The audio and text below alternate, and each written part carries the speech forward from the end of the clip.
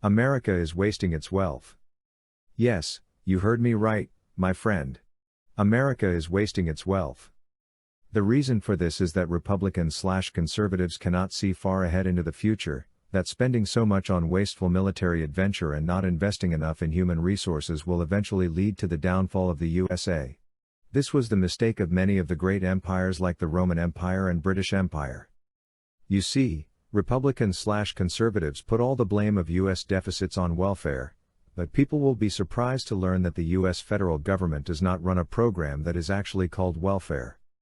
Rather, the word welfare describes any instance of the government helping people or businesses, though it's most commonly used to describe programs that benefit the poor, which is biased in itself.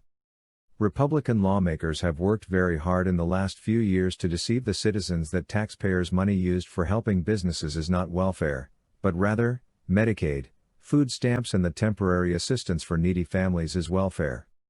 Now see below for where your tax dollars go.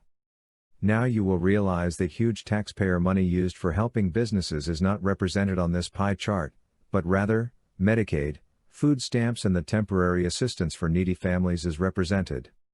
See below how the pie chart looks like when we consider only discretionary spending. The reason for this situation is that Republican lawmakers are able to hand out these generous giveaway to rich businesses in the form of tax cuts, even before revenues get collected.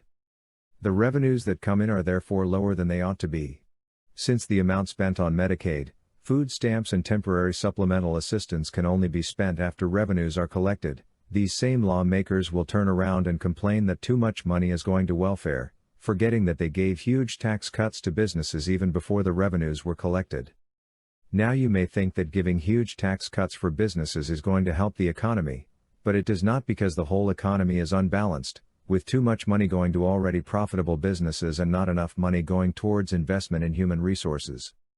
The second point, which is related to the first point, because less money is left for other expenditures, we need to realize is that when a government wants to be competitive, they have to be willing to invest in the human resources of the country by putting more money into education, technology, innovation and research scholarships. Other countries like China have been very busy over the last few decades putting money into these sectors so they will emerge as technology leaders in the next decades.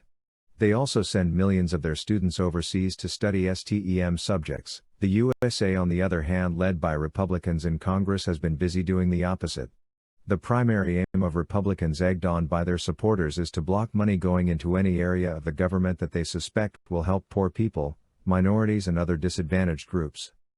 Their objective is to always channel money only into sectors of the economy where the money goes to help millionaires and the very rich Republican donors. Many poor Republican voters, even though they know that they will be voting against their own interests when they vote for Republican politicians, still continue to vote for them because together they share a common goal of denying money to minorities. So in short, there has been a decline of U.S. power and influence on the world stage in the last few decades because they continue to shoot themselves in the foot by voting in politicians with wrong policy prescriptions.